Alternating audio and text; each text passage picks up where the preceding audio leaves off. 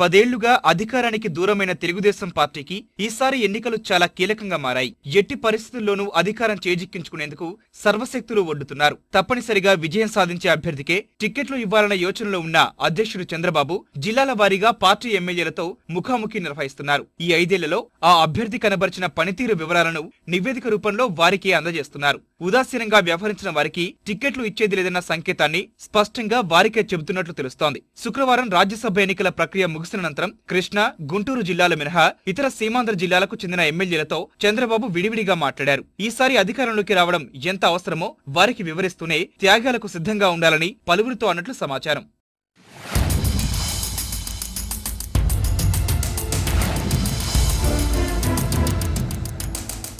ప్రస్తుతం సిట్టింగ్ ఎమ్మెల్యేల స్థానాల్లో దాదాపు 50% కొత్త వారితో భర్తీ చేయాల్సిన పరిస్థితి వస్తే ప్రతి ఒక్కరూ సహకరించాలని కోరినట్టు తెలుస్తోంది. నియోజకవర్గాల వారీగా ఎమ్మెల్యేల పనితీరుపై ఆయన ఇప్పటికే సర్వే చేయించారు. అభివృద్ధి పనులు ప్రజలకు అందుబాటులో ఉంటున్నారా లేదా అనే అంశంపై సర్వే జరిగినట్లు సమాచారం.